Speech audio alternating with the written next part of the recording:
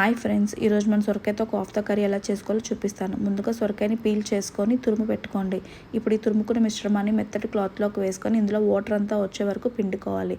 ఇప్పుడు ఈ వాటర్ని పక్కకు పెట్టుకొని ఇందులో మనం వెల్లుల్లి ముక్కల్ని, అల్లం ముక్కల్ని, గ్రీన్ చిల్లీస్ అండ్ ఆనియన్ ముక్కల్ని యాడ్ చేసుకొని 1 టేబుల్ స్పూన్ సాల్ట్, చిటికెడు పసుపు, 2 టేబుల్ స్పూన్ కారం, 1 స్పూన్ ధనియా పౌడర్, 1/2 స్పూన్ గరం మసాలాని యాడ్ చేసుకొని 3 టేబుల్ స్పూన్ శనగపిండిని యాడ్ చేసుకొని కలుపుకోండి.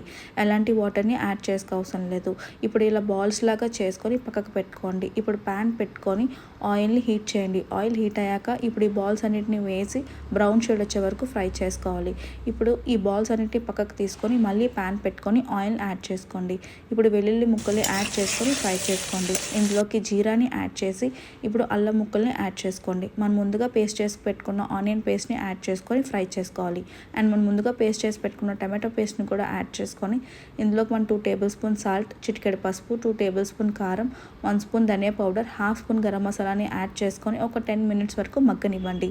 ఇప్పుడు మనం 3 to 4 green chillies and kasuri methi, 1/2 cup కర్డ్ని యాడ్ చేసుకొని కలుపుకొని ఒక 10 మినిట్స్ వరకు మూత పెట్టుకోండి. ఇందాక మనం వాటర్ని తీసుకొని పెట్టుకున్నాం కదా, ఆ వాటర్ని కూడా యాడ్ చేసుకొని ఇంకొంచెం వాటర్ని యాడ్ చేసుకోండి. ఇప్పుడు మనం ముందుగా ఫ్రై చేసి పెట్టుకున్న బాల్స్ని కూడా యాడ్ చేసుకొని గ్రేవీ దగ్గర పడే వరకు మనం మగ్గనివ్వాలి. ఇలా గ్రేవీ దగ్గర పడిన తర్వాత కొత్తిమీరని జల్లుకొని స్టవ్ ఆఫ్ చేసేయడమే. చాలా బాగుంటుంది. రోటీస్కి ఇంకా బాగుంటుంది. తప్పకుండా ట్రై చేయండి. Thank you so much.